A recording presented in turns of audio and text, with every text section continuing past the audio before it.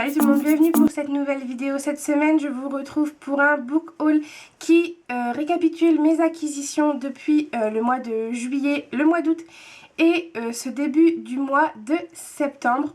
Donc, j'ai pas énormément de livres à vous montrer, vous le savez, il y a rarement des book hauls immenses sur ma chaîne, mais j'ai quand même réussi à trouver des petits livres sympas en brocante ces dernières semaines. Et puis, j'ai aussi reçu quelques partenariats dont je voulais vous parler. Donc, on va commencer tout de suite avec le seul livre que je me suis acheté neuf donc, de cette vidéo.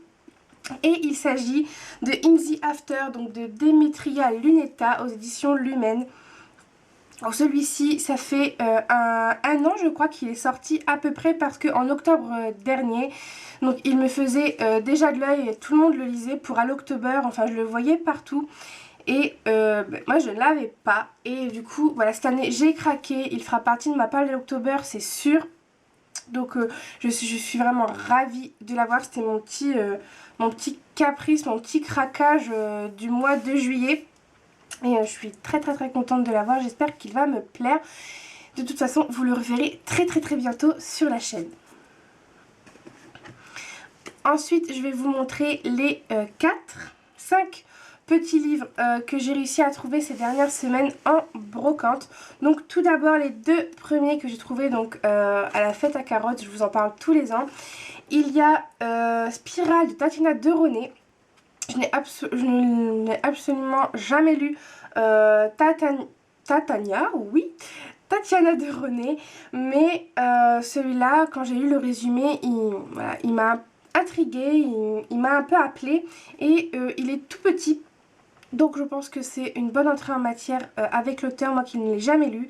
Mais je la vois souvent passer sur la blogo et du coup voilà, j'avais vraiment envie de tenter. Et le deuxième c'est plus un craquage, comment dire, pour l'aspect du livre. C'est vraiment l'objet livre qui m'a fait craquer. Je ne sais pas si je le lirai, mais c'est aussi pour le côté un peu nostalgique. Donc il s'agit de La petite maison dans la prairie, donc de Laura Ingalls Wilder. Donc c'est le tome 1 et celui-là il est aux éditions Flammarion. Donc c'est une édition limitée de chez Flammarion. En faisant un peu plus de recherche, j'ai vu qu'ils étaient disponibles en coffret, en fait, donc en coffret de 3 volumes à chaque fois. Et ils ont tous une petite couverture comme ça, absolument adorable. J'ai totalement craqué et franchement pour 50 centimes, voilà, il est nickel et je le trouvais juste tellement beau.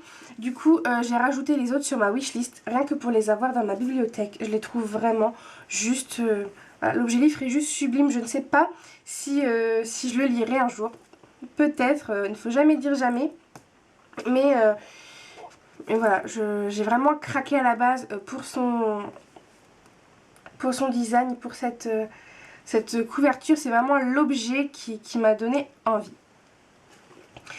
Et ensuite, ce sont les 3 livres que j'ai acquis ce dimanche, donc que vous avez vu sur Instagram si vous m'y suivez. Donc le tout premier, c'est Les orphelins du temps de Margaret Peterson Addix, donc le tome 1, La liste. Celui-là, je ne le connais absolument pas. J'ai même pas encore été voir sur Livre Addict les notes qu'il avait. C'est souvent ce que je fais quand je craque pour un livre dont je n'ai jamais entendu parler. Mais là, je ne l'ai pas encore fait. Mais il m'a vraiment tenté ce bouquin. Donc en gros, c'est une disparition. C'est un mystérieux avion qui atterrit sur le tarmac aux États-Unis. Ils ne savent pas d'où vient cet avion, mais ce qu'ils savent c'est que les uniques passagers sont 36 bébés, donc 36 enfants. Et après on se retrouve 13 ans plus tard. Et ça m'avait l'air vraiment intriguant et bien sympa. Et voilà, ma mère a lu le résumé aussi et il lui tentait pas mal. Du coup on l'a pris, on va le partager, on va le lire toutes les deux. Et je pense que je vais le mettre aussi dans ma palle d'October parce qu'il m'a l'air vraiment bien sympa. Un autre livre que j'étais absolument ravie de trouver, c'est du Ailid. Non, je pense pas qu'on dit du Ailid. On va passer mon super accent anglais. Donc de Elsie Chapman chez Lumen. Et celui-là, c'est pareil, c'est une dystopie que je vois un peu par... J'ai totalement craqué donc pour cette dystopie. J'ai hâte de le lire. Franchement, je suis juste ravie de l'avoir trouvé. Et le dernier que j'ai acquis sur cette brocante, c'est Shadow Hills, donc de Anastasia Opkus. Et celui-là, c'est un peu une histoire de ville fantôme ou un peu des trucs comme ça. Et celui-là, vous vous en doutez aussi, il va faire partie de ma palle d'October. J'arrête pas de vous en parler. Patience, c'est bientôt, c'est dans 15 jours à peu près. Voilà, 15 jours, 3 semaines. Et voilà, elle est déjà prête parce que je suis super excitée de recommencer à l'October. Ça m'avait beaucoup plu l'année dernière. Et là, vu que je suis encore à la maison, exactement à la même période de l'année, les coïncidences font peut-être bien les choses. Donc du coup, voilà, j'ai hâte de vous reparler de tout ça de toute façon au mois d'octobre. Donc on va continuer avec les 3 romans que j'ai reçus en partenariat, donc soit d'auteur, soit de maison d'édition. Donc tout d'abord, j'ai reçu Sans sonnet, un signe à l'envers de Pierre Thierry. Donc Sans sonnet, un signe à l'envers. Donc c'est un petit recueil de sonnets, de poésie que j'ai, ma foi, beaucoup apprécié. C'est vraiment le genre de livre que je ne lis jamais d'habitude. Enfin, vous en avez vu très peu, voire quasiment pas sur la chaîne. Mais quand il m'a contacté, voilà, j'ai eu envie de tenter l'expérience. Surtout que j'avais beaucoup aimé le premier livre qu'il m'avait envoyé il y a 1 an. Ou 2, je ne sais plus, je crois que ça fait plus même 2 ans. C'était un livre donc pour enfants qui était absolument adorable.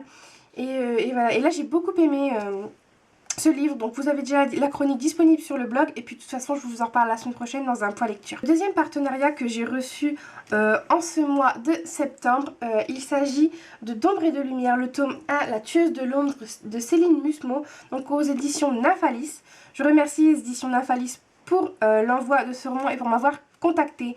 Ils ont plein voilà, j'étais faire un petit tour sur leur site, ils ont plein de romans qui m'ont l'air vraiment pas mal du tout. Et donc ils m'ont envoyé leur nouvelle parution puisque celui-là est sorti, il me semble, le 4 septembre ou le 5, enfin voilà, début septembre. Je ne l'ai pas encore lu, mais c'est ma prochaine lecture. Donc voilà, je pense que demain matin ou demain soir, je vais l'entamer. Donc je vous en parlerai aussi dans un prochain point lecture et dans une prochaine vidéo. Et le dernier partenariat que j'ai reçu ce mois-ci, il s'agit de L'épreuve non corrigée de Zodiac, donc de Romina Russell, aux éditions donc Michel Lafon. Je suis ravie de l'avoir reçu celui-là parce que je l'avais vu traîner en VO et il m'avait l'air vraiment pas mal du tout. Et voilà, moi cette histoire avec les signes du zodiaque, etc., ça m'intrigue beaucoup. J'ai vraiment très hâte de le lire. Et je pense qu'il sera lu directement après le livre que je viens de vous montrer. Donc voilà, ils vont s'enchaîner. De toute façon, je vous en reparle très vite sur le blog. Mais voilà, je suis vraiment ravie. En plus, la couverture définitive qui est juste ici est vraiment très jolie, je trouve. Moi, j'aime beaucoup ce violet. Donc voilà, je vous en reparle très bientôt de ce livre qui sort prochainement. Pour terminer ce book haul, j'ai été faire un petit tour à la médiathèque qui est là à l'instant, il n'y a même pas 10 minutes. Et j'ai récupéré donc des réservations que j'avais faites. Alors, ils sont lourds. Il s'agit des 3 tomes donc, de Elinor Jones, donc de Algezira et Aurore. Donc vous avez le tome 1, le bal d'hiver, le tome 2, le bal de printemps et le tome 3, le bal d'été. Alors je ne sais absolument pas s'il y a un tome 4 qui s'appelle le bal d'automne, puisqu'il n'était pas mentionné sur le site de ma médiathèque et il n'est pas écrit non plus derrière. Donc apparemment pas. Je ne sais, pour tout vous dire, absolument pas de quoi ça parle. Mais pour vous raconter la petite histoire, j'ai en fait craqué pour celui-là. Donc à la médiathèque il y a un petit mois. Et comme je suis une cruche, je n'ai pas vu que c'était un tome 3. Pourtant c'est écrit, hein, mais cherchez pas à comprendre. J'ai craqué en fait pour la couverture et pour les dessins et je l'ai trouvé vraiment très joli.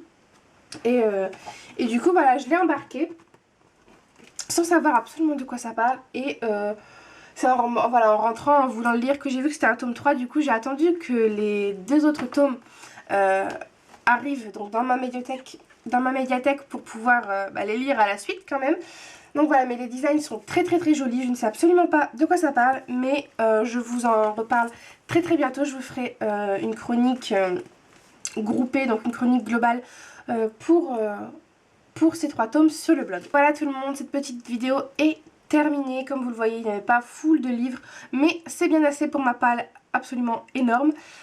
Donc n'hésitez pas à me dire dans les commentaires ce que vous avez acquis ces derniers mois, quels ont été vos derniers craquages livresques. Et puis n'hésitez pas aussi à me dire si vous avez lu ces livres, ce que vous en avez pensé. Et puis moi je vous fais de très gros bisous et je vous retrouve la semaine prochaine pour une nouvelle vidéo. Bye!